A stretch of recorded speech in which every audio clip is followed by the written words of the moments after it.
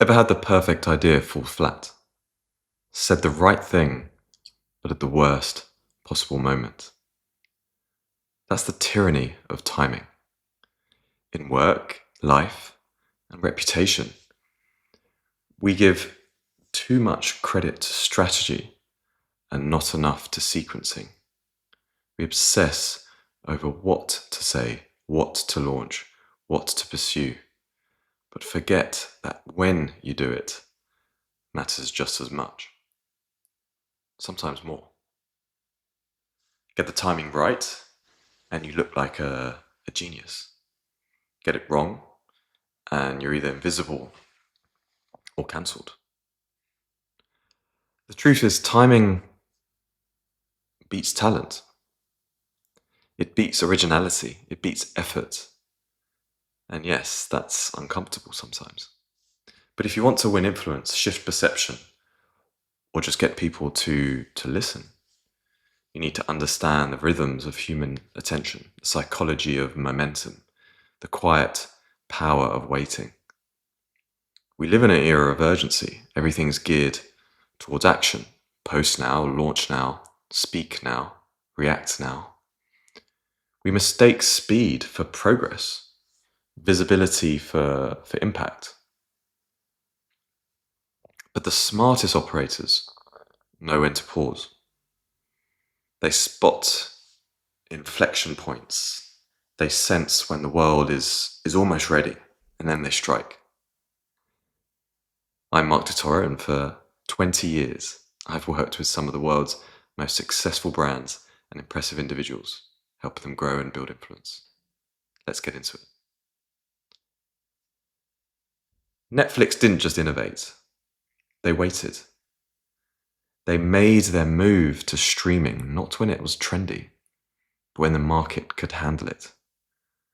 When broadband was stable, users were primed, and DVDs were peaking. The move wasn't just bold, it was well timed. And that's why it worked. Tiger Woods didn't beg for forgiveness. He disappeared. He understood that no amount of explanation would save him until people wanted to see him again and to see him win again. Years later, when the culture softened and media grew a little bit nostalgic, he came back. No big speeches, just silence. Then he dominated the game.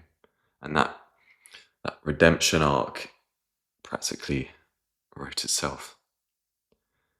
So this chapter is about understanding that rhythm. It's about resisting the pressure to always be doing something and instead mastering the art of doing the right thing at the right time. It's also about psychological reality, that most people don't act when things are right. They act when they feel it's right. There's a cognitive quirk known as the right time bias. We tend to green light change when it feels like a fresh start. A Monday, a new year, January, a life transition. Not because those moments are particularly rational, but because they create emotional momentum. Smart communicators use that.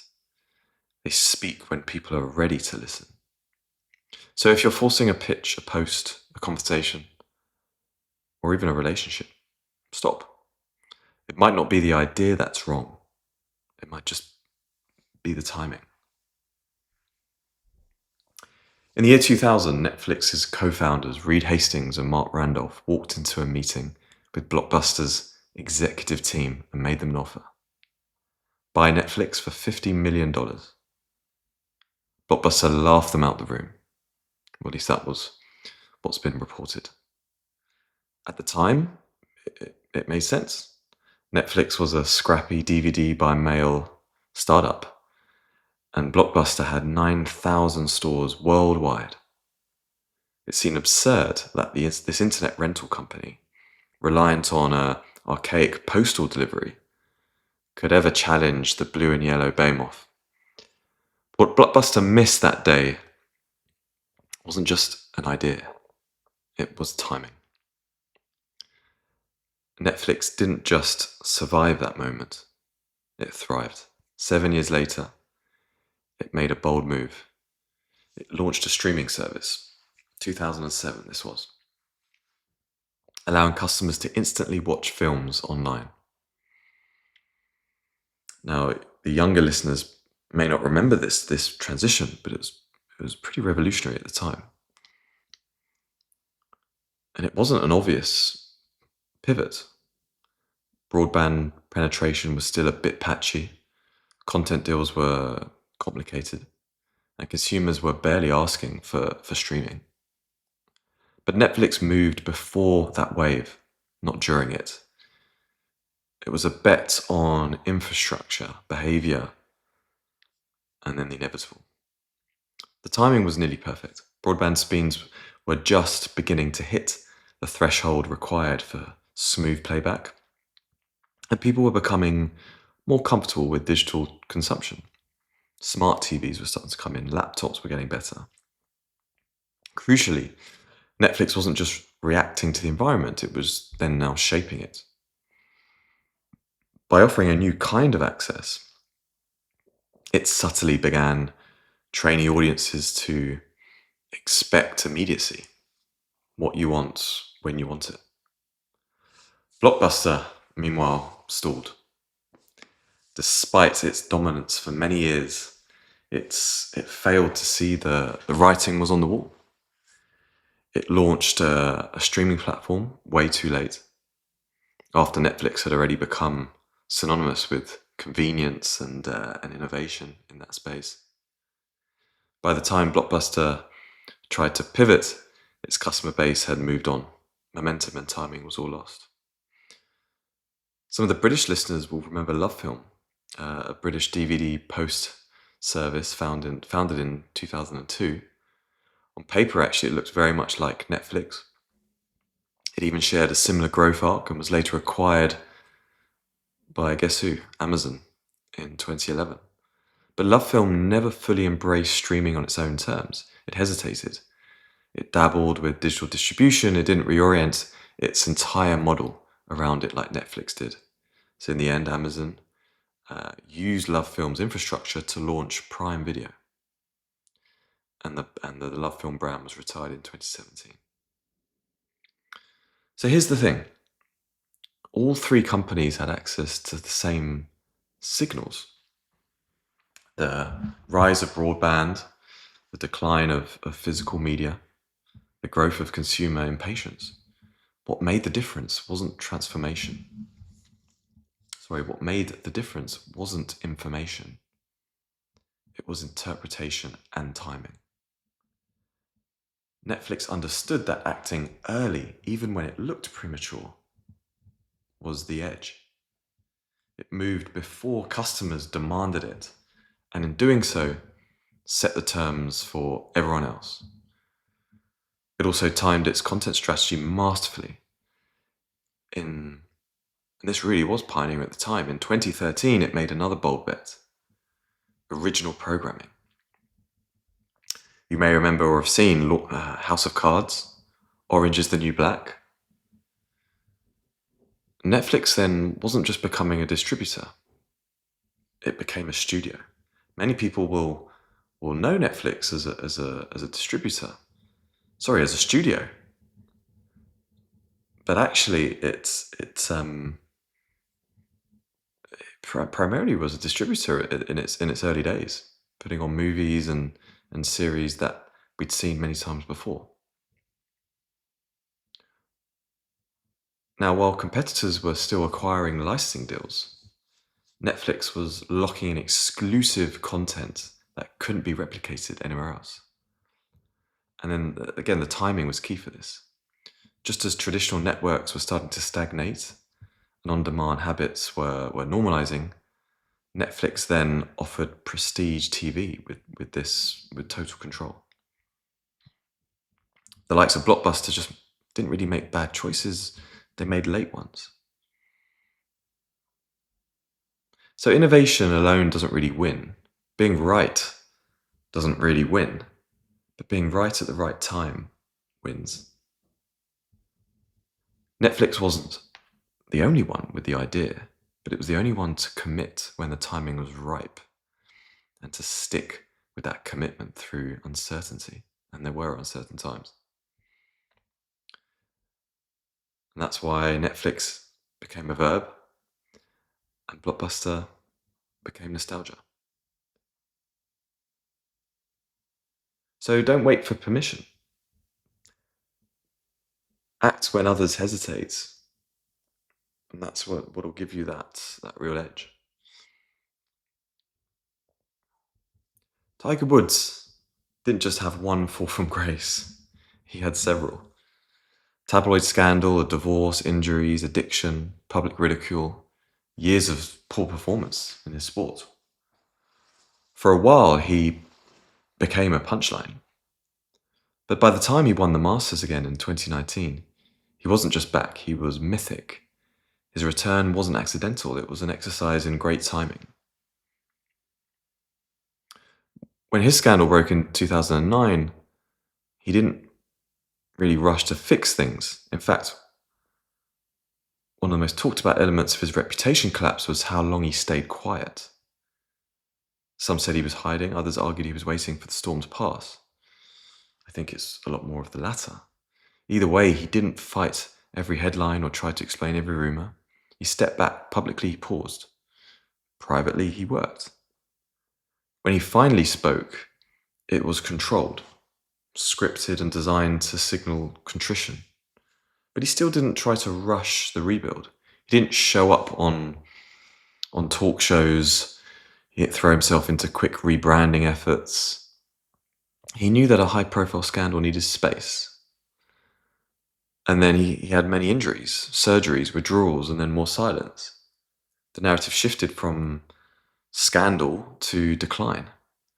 And actually, that shift helped him a little bit. It moved the spotlight away from moral failure and onto human vulnerability. And what that vulnerability does is that it makes people root for you. And not as a superhero in that sense, but as that broken athlete trying to heal. And that's a well-trodden story. But that's when the comeback begins. Everyone loves a comeback. Slowly, tournament here and there, solid finish here and there.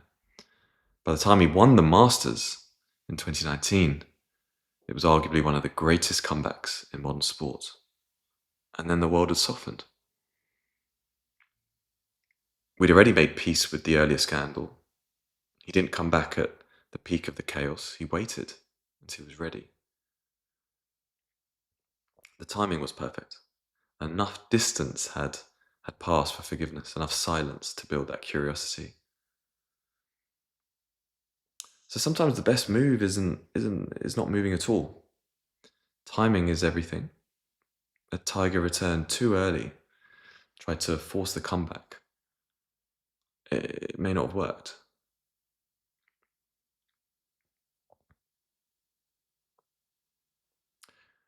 So as a popular section of these podcasts is where, I've now explained the what, but why did it work? And that's when we dive into the psychology. We like to think we make decisions based on logic, but research tells a different story. Timing isn't just a backdrop to our choices, it shapes the choices. And one of the most overlooked forces in human psychology is something called the right time bias. It's the tendency for people to accept new ideas, changes, or narratives more readily when it feels like the right time. It's not just what you say, but when you say it that determines whether people will embrace it or ignore it or reject it. And this bias shows up everywhere in marketing, relationships, careers, reputation management. A person might, and I'm really fascinated by this actually. A person might reject a message or an audience or a customer base, reject a message on one day, but accept it a month later. And usually it's because their context has shifted. They've had time to process. The emotional temperature has dropped. They're more open, more ready. But the content hasn't changed. The timing has changed. And behavioral science backs this up.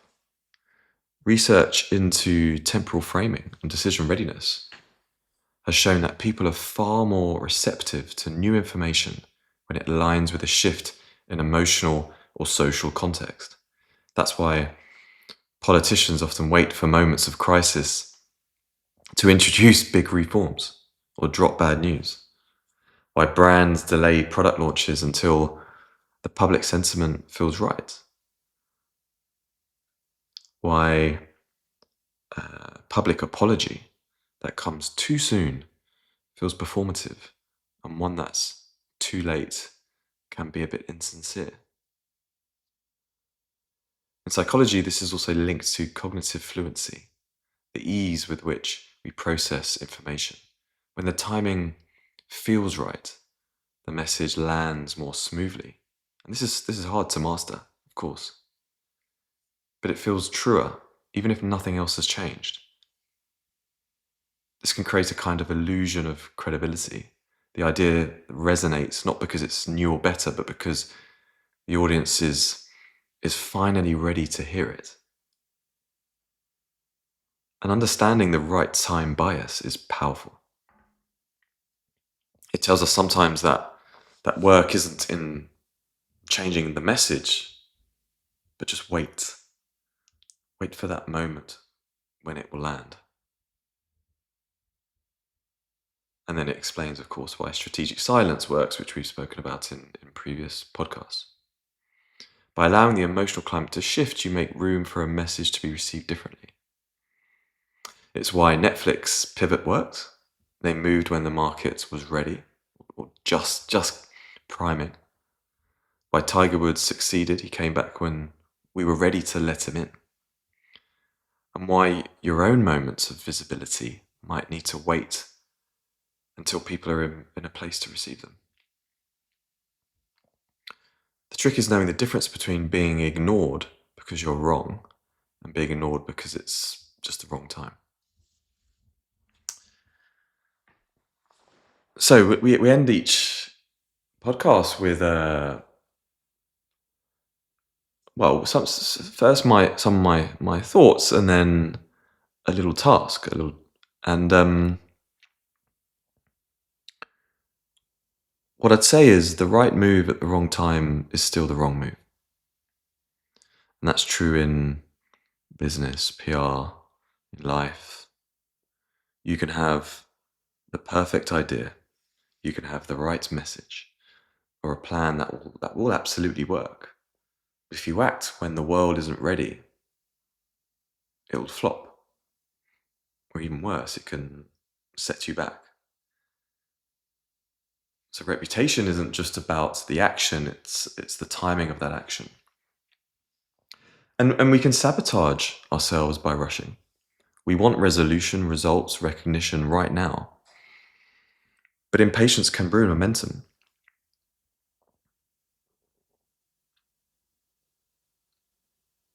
So this is especially true in moments of crisis.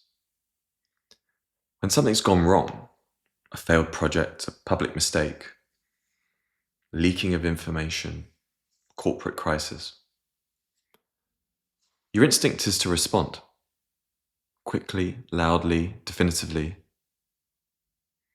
But the smart move is actually to pause, to absorb, observe, and then wait. Wait for the moment where you have all the information to respond with something that will land with meaning and land with something which is useful to people. So think about Tiger Woods. His silent wasn't weakness, it was pacing. Um, Netflix waited for infrastructure to come in.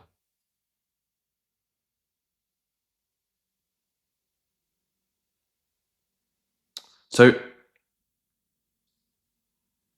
if you want to take away something as a little challenge, You could try identifying one goal or decision or conversation that's been on your mind lately, something that matters. It could be pitching for a career move, a personal relationship, something you're doing in work, something you're about to launch, something you're building.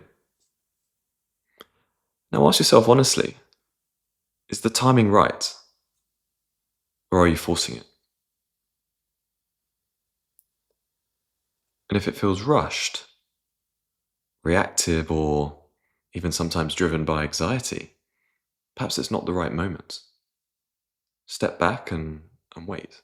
If it feels ripe, if the pieces are aligning, and remember, it's not just about you, it's about that ecosystem that you're in, everything around you being right and ready. If that's the case, then prepare to act and go for it. And just notice what shifts when you give your timing the same attention as you give your message. So, did you find this useful? The only thing I ask, if you did, is to please follow the podcast so you don't miss the next one. Subscribe on Spotify, Apple, Audible, or wherever you get your podcasts. Talk soon.